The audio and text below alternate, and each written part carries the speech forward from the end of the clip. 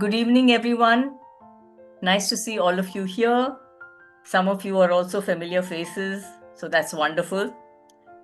Welcome to another round of Curiosity Talks, and this one hosted by WisdomCircle and delivered by India Leaders for Social Sector will focus on what it truly means to build capacity within the social sector. And the session will reframe it as a deeply human dynamic and long-term process in leadership, culture, and clarity of purpose.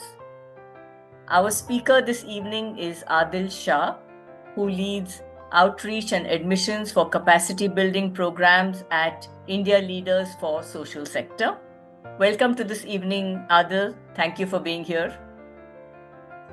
And he brings over 18 years of experience across institution building, leadership development, and strategic partnerships, having held senior roles at Ashoka University, Vedika Scholars Program for Women, and the Indian School of Development Management.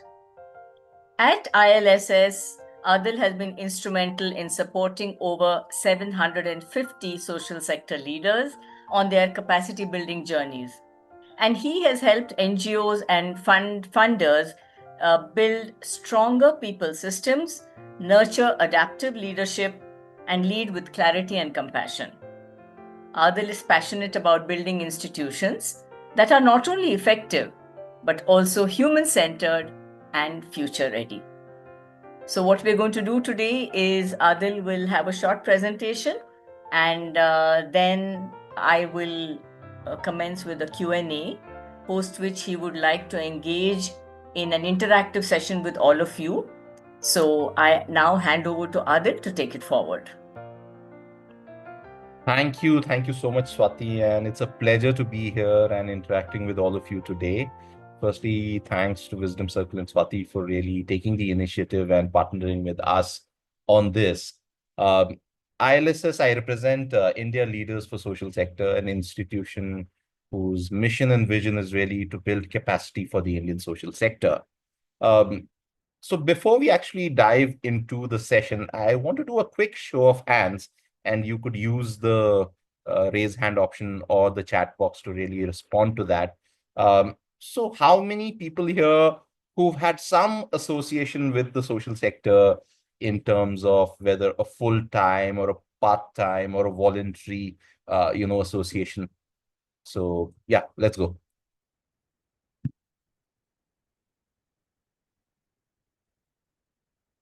Okay, Anoop has been part-time. Lakshmi has her hand up. Right. Yeah. Toral says part-time. Satish has his hand up as well. All right. Sure. I was part of Infosys Foundation. Oh, great. Full-time, 33 years. Wow. We have veterans here as well. Great. Yes, Lakshmi. Amazing. Maybe I should flip the question. Okay. Now, show of hands, people who have had no association with the social sector, but would want to explore it. Obviously, that's why you're here.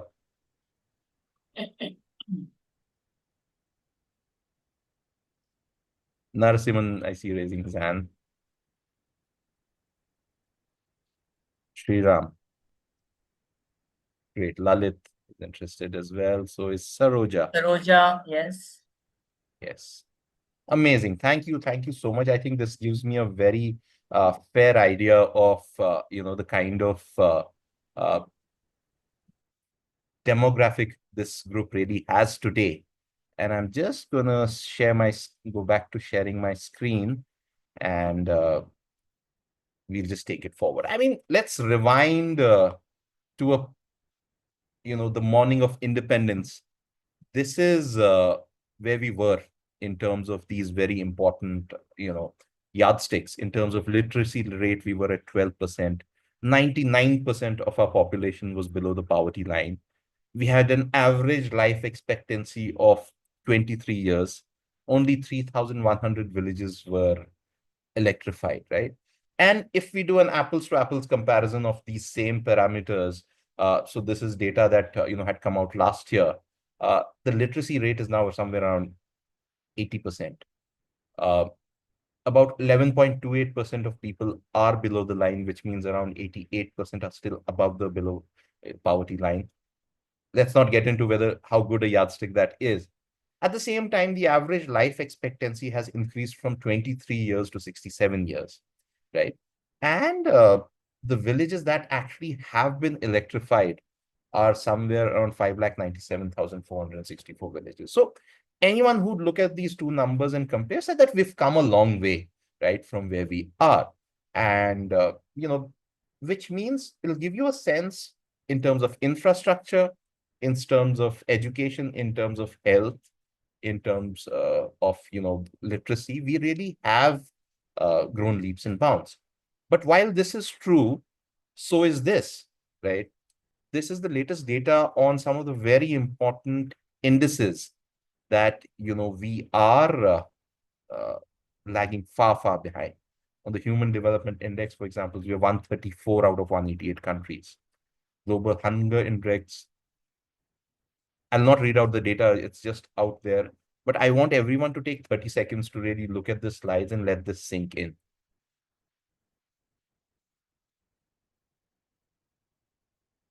The point I'm trying to make is that we still have a long way to go.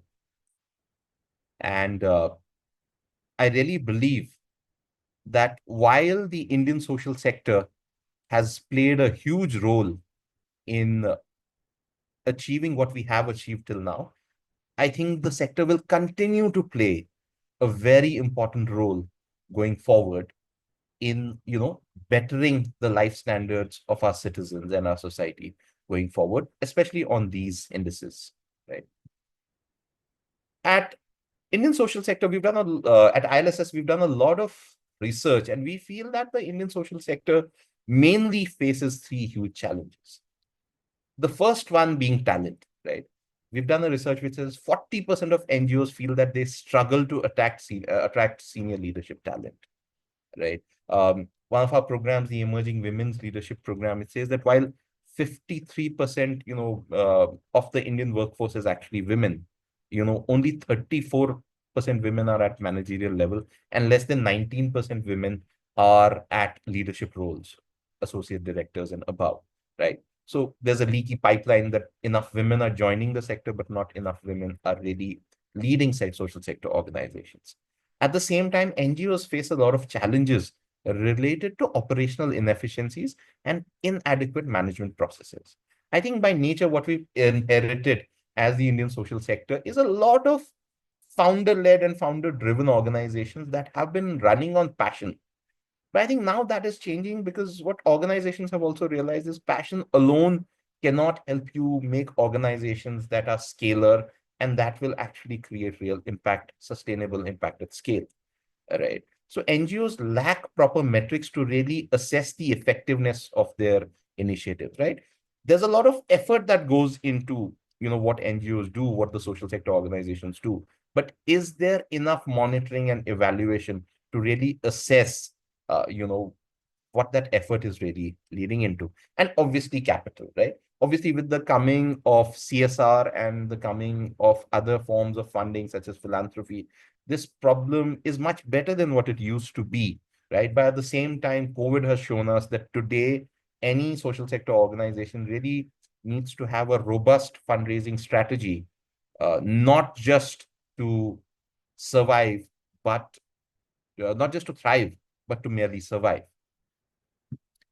Uh, as I said, at India Leaders for Social Sector, we've taken the mantle to solve the talent part of it, which we feel eventually will lead to solving the other parameters as well. We feel that our vision is really that transformed leaders will make a transformed society, which in turn will make a transformed world. And our mission is really to catalyze leadership for deeper social impact at scale. And that's what we really aim to do. We've been doing that for the last 7 years. We've touched the lives of more than 1,000 leaders, from the sector, from outside the sector, who now are on this mission of change, right? So we've actually, what we've done is we've classified our work into four major sectors, four major spheres around fundraising, talent and leadership development, governance, and digital transformation. And we have centers of excellence for each one of these spheres, under which various capacity building programs are run for leaders who are in the sector and for leaders who are outside the sector, who are trying to make inroads into the sector as well. Now, our methodology is really to bring world-class faculty, practitioners, and people who will really influence change together to really strengthen the communities, that are coming on to make positive change, right? We want to, apart from the programs we do, hold constant conferences, roundtables, symposiums, alumni networking events, so that, the learning is not just about the 9-day program or the 3-month program you do with us. The learning, in fact, is lifelong, right? At the same time, we also, I think, take it upon us to build that body of knowledge, because not much has been done in this space. So there's a lot of research, there's a board of advisory, there are a lot of case studies also that we are working in that is eventually used for the good of the sector. So this is just a glance at some of our programs and some of our centers of excellence, and what are the different, what are the different points that they're trying to cover and the different agendas that they're trying to meet. I'll just leave this on for a few seconds for us to really go through it, right? At the same time, don't worry, because I will share this slide with everyone, and Swati could maybe share it with everyone who attends today, and even people who might have registered. Right. And as you can see, especially for our crossover programs where, our participants come from the corporate sector, but who've been in the corporate sector for some time and now are really looking to make an inroad into the social sector to create uh, some impact, right? And almost look at it like a second innings where they're really working hard, perhaps harder than what they used to do in their corporate roles, but make positive impact in the social sector as well. So these are just some of the very indicative list of organizations for each pool. So I'll pause here and actually stop sharing. Maybe we can take the other part of the slide after our Q&A with Swati. But I'm sure, Swati, we had discussed that you had certain questions that you would also probably accumulated from the participants here today. I'll pause here, but I'll be very happy to answer those questions. Swati. So I thought first, Adil, let's start with the basics. We talk about capacity building, a term that we hear very, very often.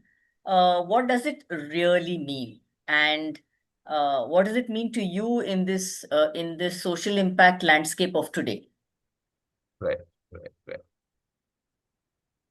To be very honest and straightforward with you, I think capacity building is something that will enable our workforce to really create better impact in the work that they're doing, right? It's been our research, and we've seen that, there are two kinds of talent, and we broadly classify them as corporate talent and as talent that is homegrown, which is like they've been in the sector ever. While the corporate talent is really high on, say, things like analytic skills, right, communication skills, operational strategy, what they really lack is the understanding and the context setting about the sector, right? So it's very different from a business balance sheet that they, maybe were working for an X number of years.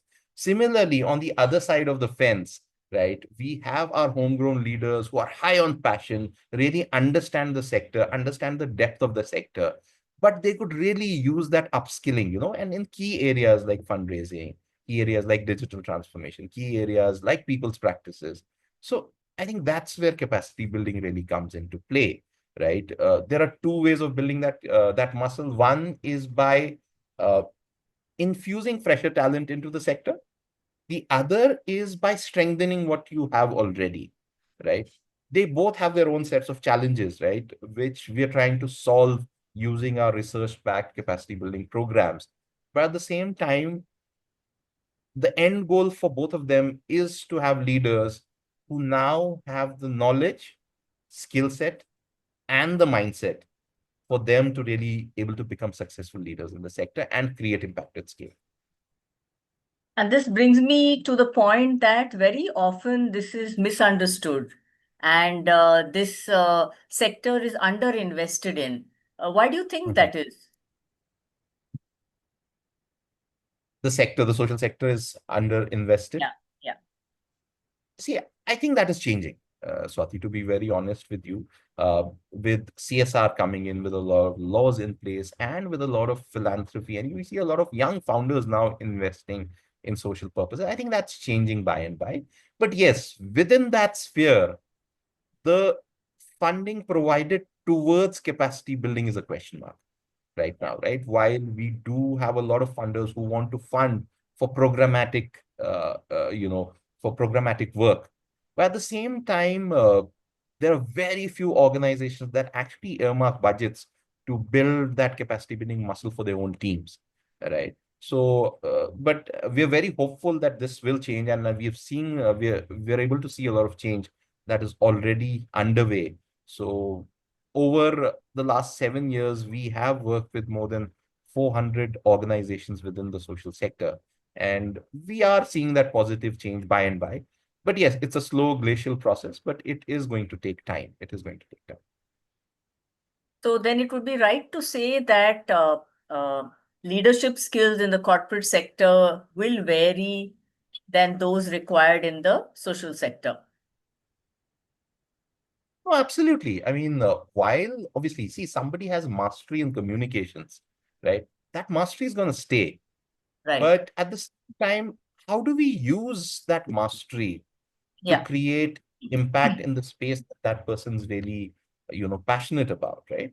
I True. think that's what we really aim to uncover and discover as we go forward with these programs. I think it's a getting into a capacity building program is almost like an exploratory journey for you to be, let's say Swati uh, has been working in the corporate sector for the last 20 years, right? And Right. she is a marketing wizard, right? Hmm. But what we want Swati to really go through in that capacity building program is first to understand the sector that you really want to work in, right?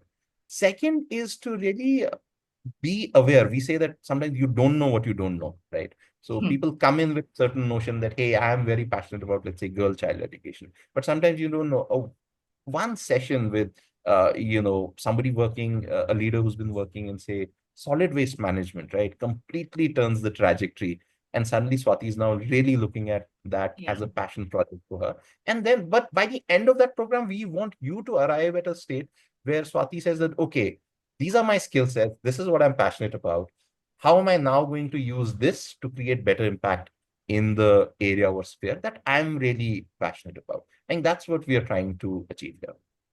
Yeah. So you come with a basic foundation and we can build on that. Of course, of course. You have seen several senior corporate leaders transition into the social sector. What does that journey look like? And how does capacity building play a role in enabling that shift? It's a kind of segue from the last question and answer that we spoke about. No, it's a very interesting question. For me, this has been quite an interesting journey over the last 7 years through just our leadership program, which is really for the transitioning, leaders from the corporate to the social sector. We've seen about 450 odd leaders who've gone through this program. More than 250 have actually made the switch onto full-time roles within the sector, right? But it's been a wonderful journey even for us to watch them, evolve in this journey, right? People come with, see, the thing about the social sector is that it's not really well understood, right? For when we speak to a lot of people, ask them what the sector is, it's almost like that story of the seven blind men and the elephant, right? Where each person thinks the sector is something, bases their experience with the sector. I think what we aim to do is really firstly show you what the beast looks like in its entirety, right?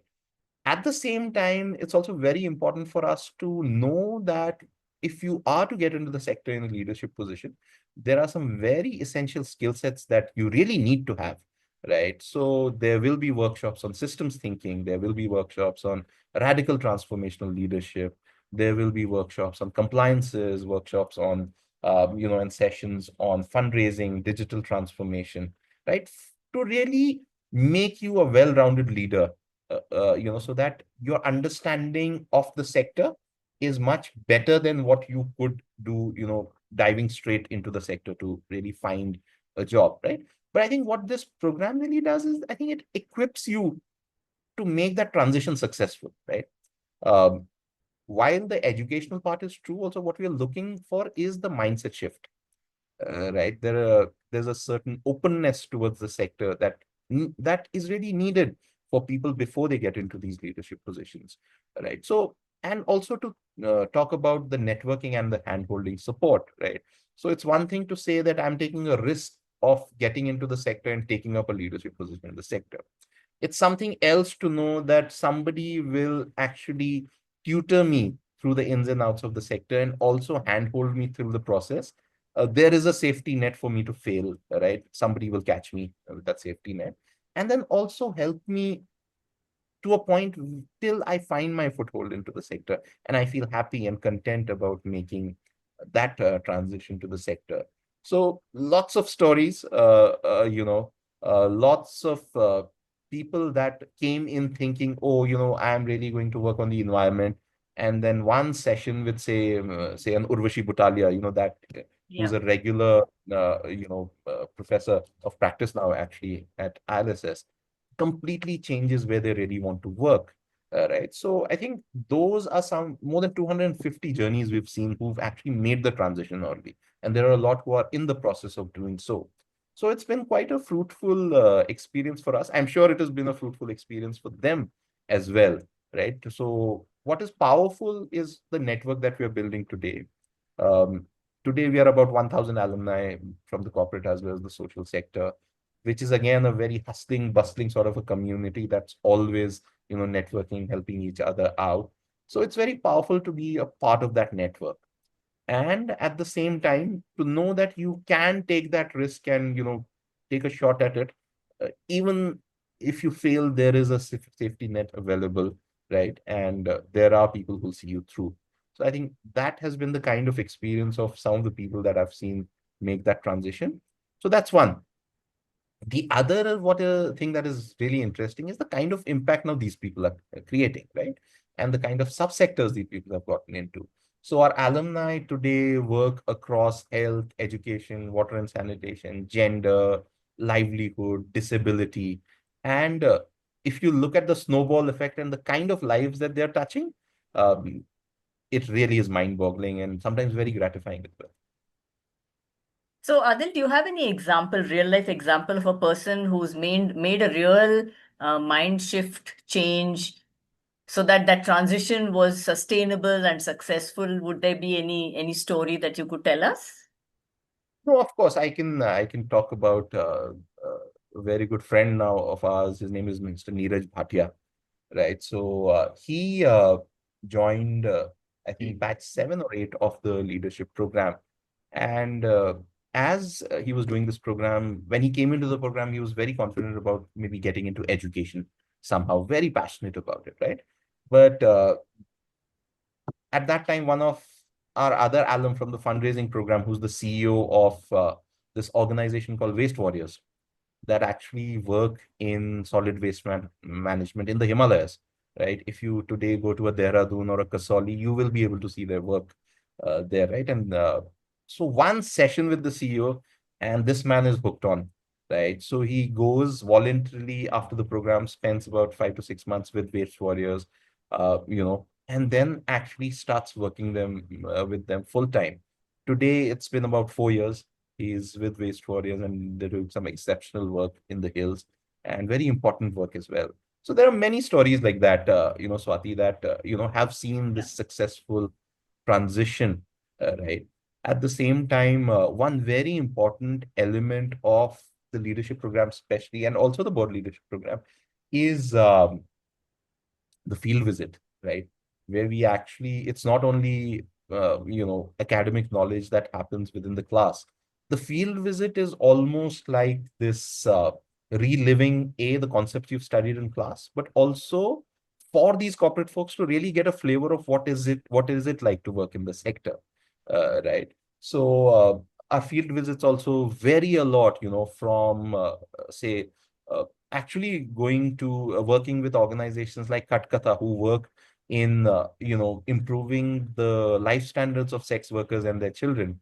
Yeah. From that to the Haryana Chief Minister's Good Governance Associates, and from that to really going and working together with Gunj, actually sitting down and sorting donated cloth to be repurposed. So that is the kind of grounding that actually sees those subtle shifts that happen. And at the same time, there is some magic that happens in the classroom as well, right? It is magical to listen to an Anshu Gupta, who himself is a great, from Gunj, the founder of Gunj, is Correct. himself a great example of how fruitful a transition can really be, right? And the Mm. lakhs of lives that he is touching. So I think all those are some of the examples, and I could go on and on with these examples because there's so many of them. Yeah. But yeah, that's the kind of transformation we're looking at. That's the kind of transitions we're looking Let's look at the organizations now. Are there some tangible ways in which this capacity building helps them become more impactful? at. Right. No, of course. See, just yesterday we had an internal meeting where we actually were trying to get a lens on how many organizations is it that we have actually helped in build capacity, right? uh, the figure is somewhere around overall between our programs more than 400 organizations have attended our capacity building, but out of them there are about 150 of them who've sent their people for more than one capacity building program, right? They look Right. at us like capacity building partners, not just as a capacity building program, right? Yeah. So from fundraising, which begets immediate reactions and at the same time immediate result for a lot of our people. I mean, we did sort of a study to check the efficacy of the fundraising program. We did a research study with our alumni. So our alumni together had raised about 500 crores, in revenue together. Some of them, I could just give you an example, like Labhya, one of the CEO of Labhya had done the fundraising program. They got funded actually by Selena Gomez, and so there are these small successes throughout the social sector that we really feel happy about. Uh, One of the programs that's really close to our hearts is the Emerging Women's Leadership Program, right? And to be able to really go to organizations and help them recognize women leaders that they see as future organizational leaders and to build their capacities, right, is one thing. But then to be able to see them bloom and take on those roles and really that is a testament of again the kind of magic that happens in the classroom, right? So yeah, a lot of these organizations have built capacities around fundraising, have built capacities around digital transformation, they've built capacities around people's practices. I mean, yes, people's practices. I mean, HR in the social sector is so down the priority of a lot of organizations, right? But to be Yeah. able to talk to them, partner with them, and help them see the benefits that a solid people's practices strategy will have on the long-term success of the organization, right? A lot of people have done that program with us. So, one very important thing, a lot of social sector organizations actually have boards, right? But the moment you ask them about the efficacy of these boards, it becomes a huge question mark, right? So Right. we've run about 4 to 5 editions of a board governance program that is Hmm. actually aimed at social sector founders and top management, in terms of leadership, people who work with the board. So we teach them how to derive the maximum from your board, right? At the same time, also help them get credible board members onto their board, right? If they do not have enough existing ones already. So we look at capacity building as a holistic process, right? Where Right. obviously everything is interlinked, but at the same time, to achieve scalar growth, right, you have to grow on all fronts. And so that's what the programs are aimed at. So I can imagine ILSS being, uh, contributing towards this capacity building landscape. And I'm wondering whether there have been any tangible shifts that you can see at ILSS in either leadership or the culture in this space. No, of course. I think one of the best examples of capacity building and its effects is ILSS itself, right? So, no, I mean, we very actively nominate leaders from the team itself to do our own, programs. At the same Right. time, I think we have to lead by example. And for things like, let's say, a board, right? ILSS, in the absence of an advisory board and after an advisory board, we've seen that growth phase happen, right? And I think that is what has led us to create the board governance program, because we saw a gap there, right? So most of these programs are actually research backed, and uh, and the research is done with leaders who are there in the sector itself, right? So it's from them, the requirements come from them, and these programs are almost as solutions to those pain points, right? But at the same time, what we've seen, coming back to your question, is that yes, we have seen great growth in organizations that take up capacity building to Right. improve their processes, to improve their workforce, to really develop their workforce, as opposed to organizations that don't. So by and by, I think organizations are also getting to a place where they're now setting up capacity building budgets because they see the importance and the value in it. So have you been able to change mindsets of organizations that were resistant to having capacity building? Have you been able to change their minds about this being an integral part of the social impact space? Yes, yes. And it has taken time, to be very honest. I'll not take names here, but there have been some very uh, old and established NGOs and organizations that were very resistant, to engaging with capacity building for whatever reasons. But I think the advocacy that, is a huge part of what we do, the constant, communication and making a point, to a point where we invite some leaders to actually just come and actually take a sample of the kind of capacity building we do, and then go back. And I think that's shifting the needle a lot in terms of organizations in the social sector, and we see a lot of organizations now come back for more and more capacity building. So the answer to your question is, uh, are we there yet? No. We still have a long way to go in terms of where capacity building becomes as important as something like operations and strategy. But at the same time, I think we've come a long way, and it is getting better each day. So very important question, Adil. There are a whole lot of folks here who have 30, 40 years of fabulous skills and experience that they bring with them. And what would be your advice to how they can contribute to capacity building and, Right. give back in various ways to society? Of course. Of course. Of course. No, that is great. See, we must understand the sector is also a very vast space now.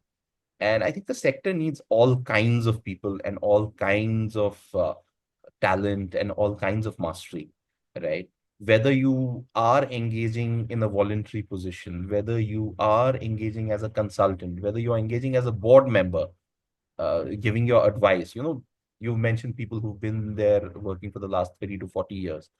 I think they come with invaluable, insights, right, with their experience. That experience has to be used for the betterment of the sector and the society, right? So the point I'm trying to make is that the sector needs fundraisers, the sector needs techies, the sector needs people's persons, HR people. The sector needs fundraisers. The sector really needs people who have an eye for analysis and strategy. The sector needs storytellers. So I think the sector needs all kind of talents that are out there, right? How to use that best talent, I think, that's where we come in. Reach out to us, have a chat with us. We'll try and understand where you come from, your background, your story, and then try to advise you to the best of our abilities that, where you would be able to add value to the sector, right? And how we could help you get there. So that's where we come in. Thank you. Thank you, Adil. What I would like to do is open this session out to have more of a chat with the members here. So, if anyone has anything to say, even to share an opinion or their experience, or you have a question for Adil, this would be the time to ask it. Adil Anup Srivastava. I wanted to Hi, ask you, Anu. as we have been, Swati said, we lots of us have got lots of talent. I mean, I have been a civil servant and IAS retired, and want to do something, for people. Administrative experience, finance experience, handling people, everything is there.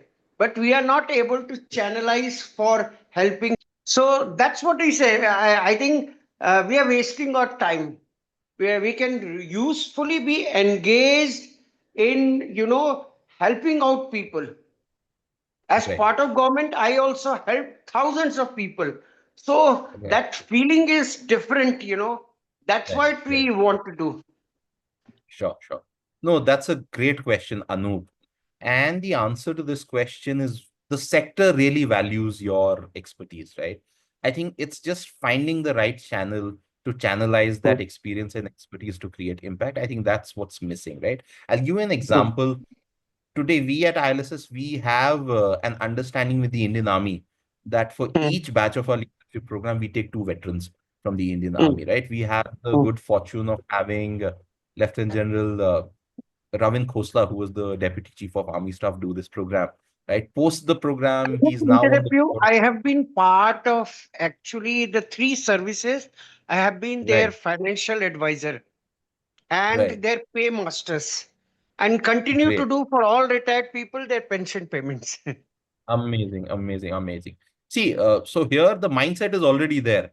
I think we need to brush up a little on the context and the skill set to make you sector ready. And I'll be more than happy to connect with you offline, Anu, to see how we can help you do that. Okay, okay. So, Adil, Tarun here. So, my Hi, question Tarun. to you is, hi. My question to you is how, tell us a bit about the mechanics of how this process happens. Is it a paid program? What is the duration? Then do you handhold with respect to placement, etc.? And Right. what to expect after reaching there? Sure, sure. I think that's a great question.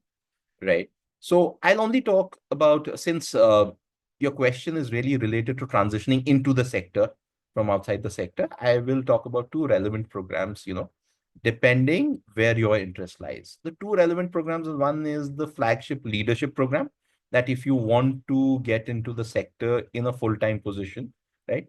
The other is the board leadership program, that if you want to get into the sector and engage as a board member for an existing social sector organization, right? Depending on each which one is it, you will have to choose the program, right? And we can help you with a counseling call to really determine which one would be a better option for you. That's number one, right? Number two, yes, there is a application process. There's an online application you'll need to complete. Post that, there's also a selection process. There is an interview that happens, right? Obviously, at your level, it's not about how good you are, right? But I think it's about whether the program can do something for you. See, we understand people will invest a lot of time, money, and energy in these programs, and we do want to see them have positive takeaways from the program. If that is something we don't see, then we'd rather not have that person do this. There might be something else we might advise that person to do, right? So the answer to your questions, you'll have to apply online. There will be some sort of an interaction which will help us see whether the program and you are a good fit for each other. Post that, we make the offer for you to join the program, right? Now, generally, the mode also depends, right? Say the leadership program, we offer it in two modes. It's a 3-day residential program. The other mode is an online program. Similarly, the leadership program is a 9-day residential program that happens in Delhi, right? Yes, there are some fees, related to both these programs. The brochure, I could share that with you. You can take a look at that fee. But yes, there's a fee because there's also a cost involved, right? For you staying with us for those 9 days and along with all, the educational part of the programs. Placements, yes, we do have an active placements cell which actually has full-time staff dedicated towards helping our alumni getting placed. Right now, the placement process is a little different from the usual college placement processes. To be very, it's not like हम आपके साथ JD share करेंगे, आप देख के फिर apply करेंगे. It's not like that. So, firstly, we try to understand what is the kind of a career that you envision for yourself. So there'll be a lot of one-on-ones with our team to first try and understand that, right? Once we have a sense, and we'll share that vision with you, once we are on consensus that this is what I want, right? Then the matchmaking process starts, where we then start sharing JDs with you, right? Which are relevant now. Our team will help you in preparing for the interview, help you through the interview, through the negotiations and everything, basically till you find a foothold into the sector, right? Now, because a lot of different people from different walks of life come and do this program, what happens is that not everyone is looking at the same kind of placements, right? So somebody doesn't want to be placed at all, which is fine as well. Somebody, there are a lot of people who do this program after they are placed because they were struggling with context, right? There are people who want to get placed, but maybe 5 years down the line, right? So right now they want to continue with their corporate job, and that is okay as well, right? And there are some people who first want to maybe, test waters with a part-timer, right? And then get into a full-time role, right? Each one of these cases, the modalities are really decided by the participant, but in each case, the team is there to support your decision, right? And help you with that.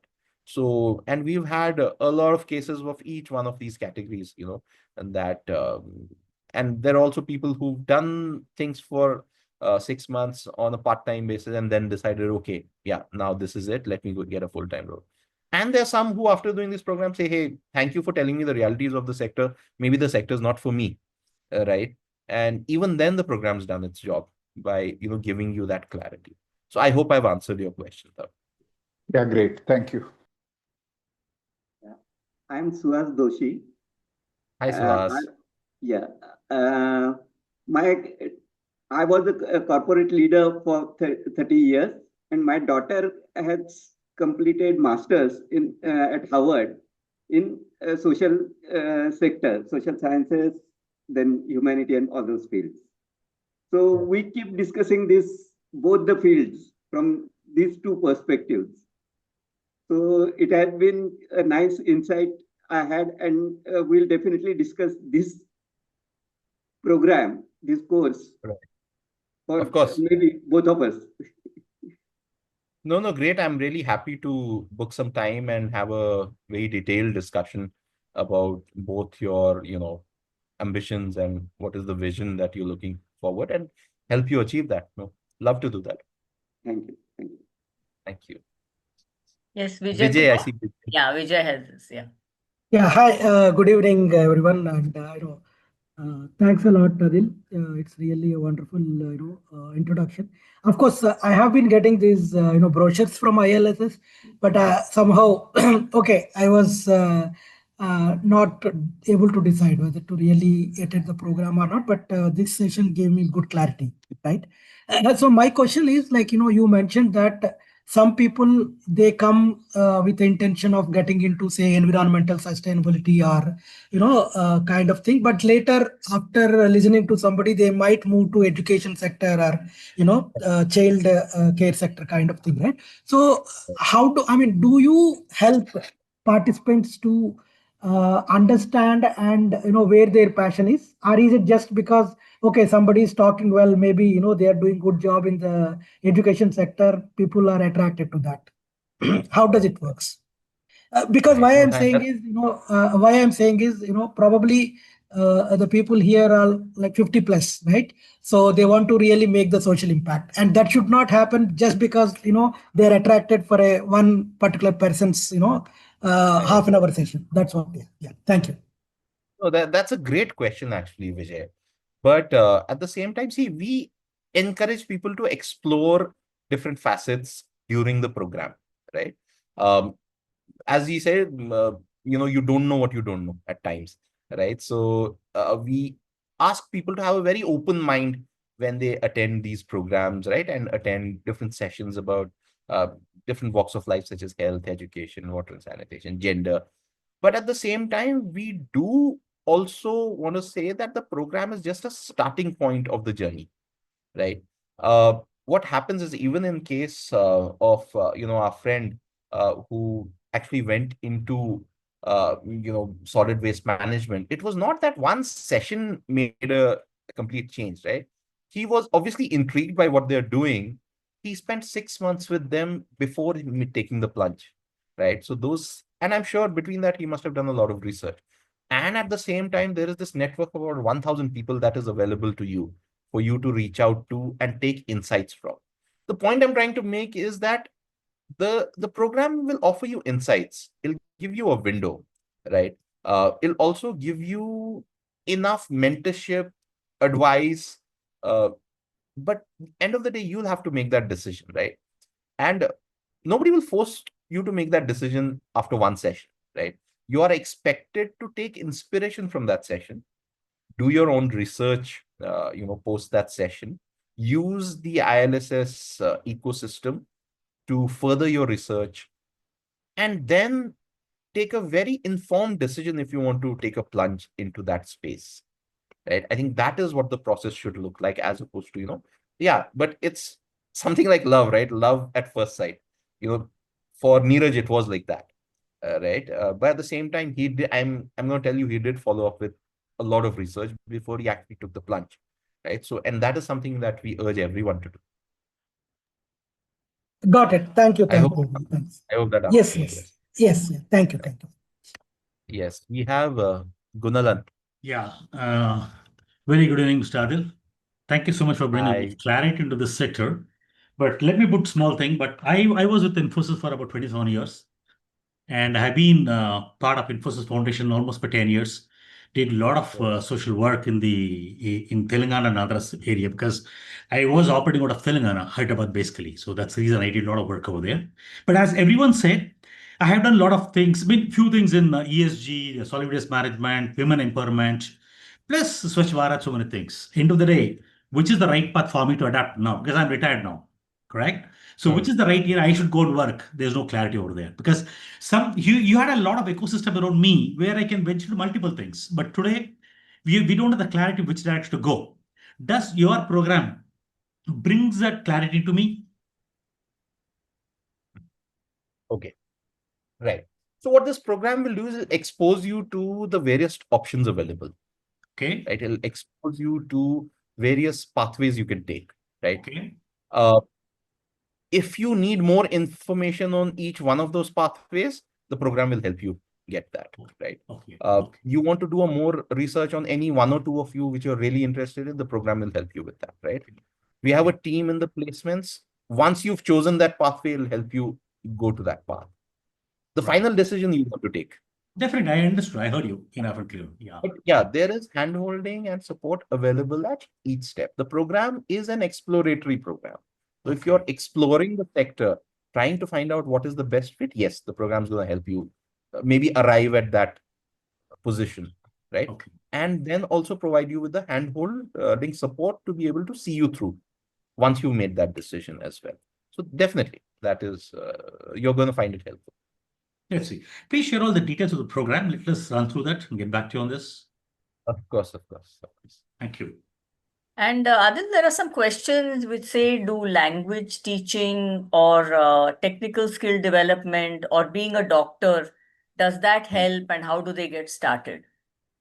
Yes, yes, yes. I was actually going through the chat box, right?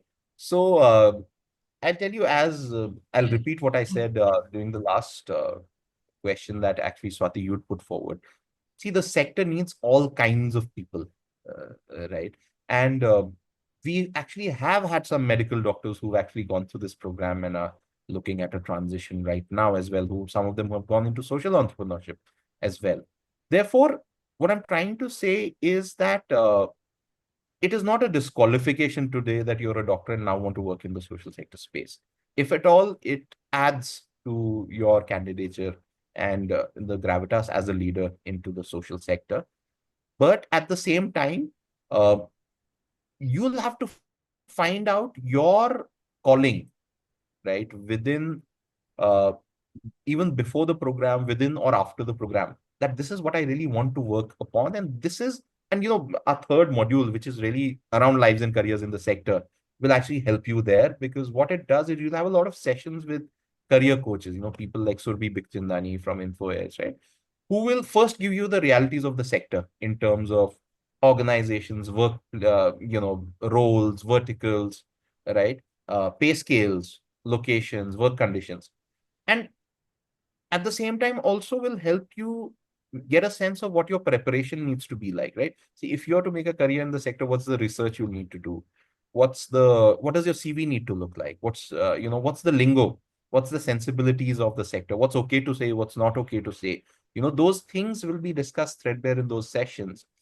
Post those sessions, you should arrive at a place where, you can find, those concentric circles and say, this little overlap is where I'm going to create my space, right? And that's what the program will help you with, no matter what background you come from, to be very honest. I think the only disqualification, and that too from a point of redundancy, if you've spent a lot of time in the sector, then the leadership program is not for you, because you will find a lot of what we talk about redundant, and you already maybe know more than us on that, right? So that, quite frankly, is the only disqualification. The other disqualification is uh, age and years of work experience.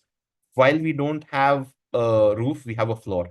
We require a minimum of 12 years of work experience for someone to come and do the leadership program.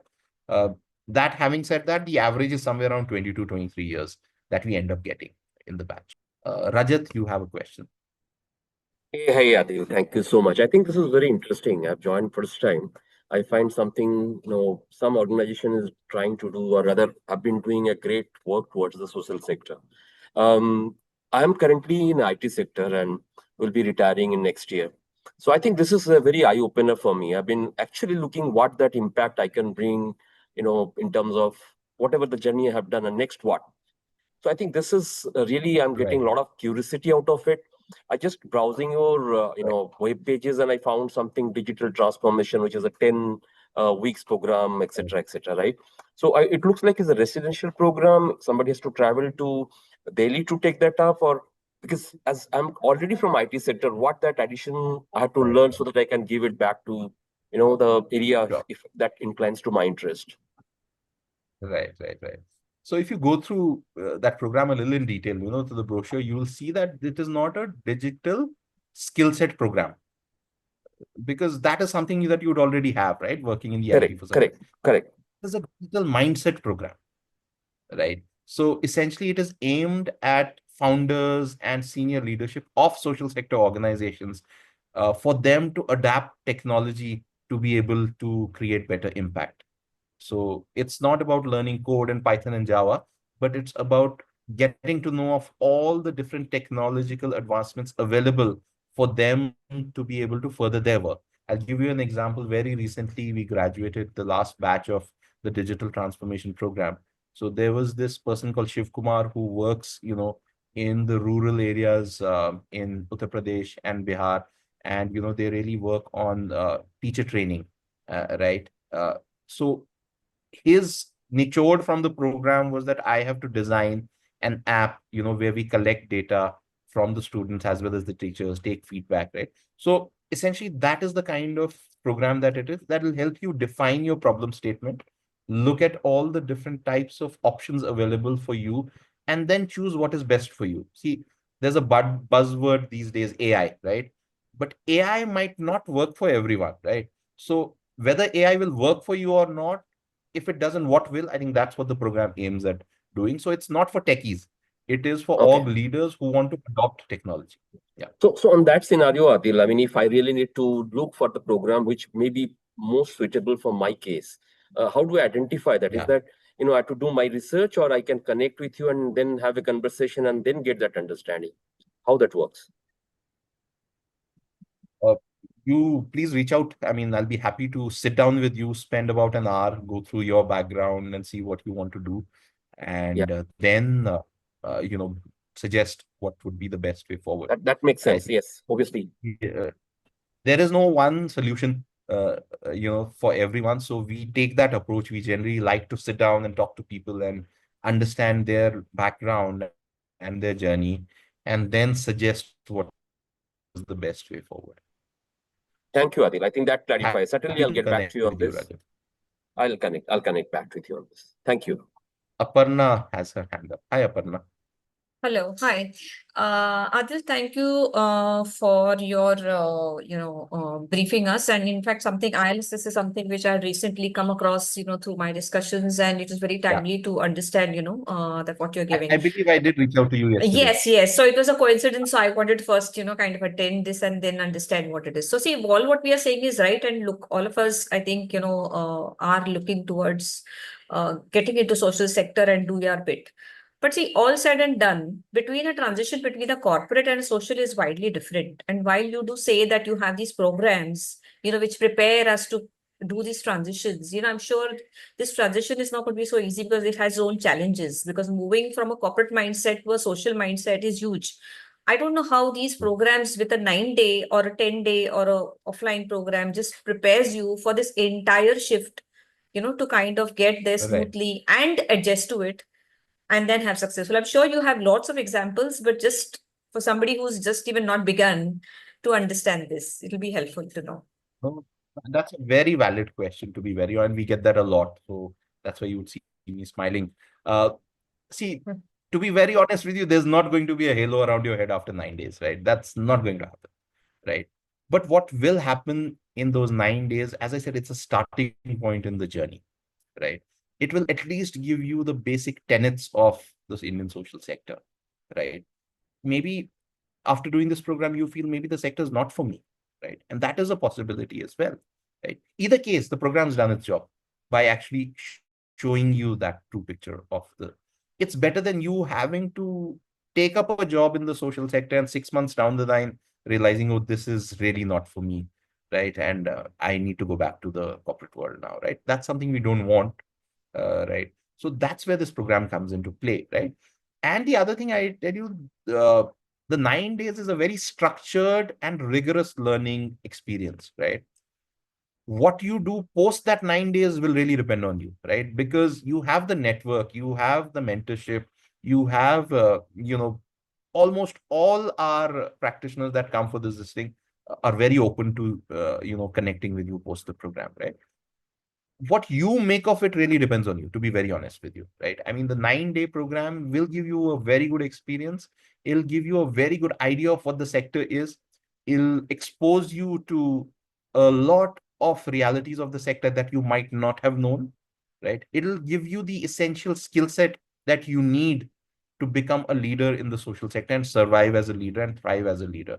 As you said, make no mistakes. You're saying the sector might throw challenges at you. I'm telling you, the sector will throw challenges at you. Make no mistake about that, right? But you'll be better equipped to handle those challenges, right? I'll give you a small example. Most of the people who come from the corporate world, they're talking about the sector. Most common thing I hear is sector में काम करने का मतलब हम वो कुर्ता झोला चप्पल लेके हम गांव में जाके काम करेंगे. That approach, right? It's the most common thing we hear, right?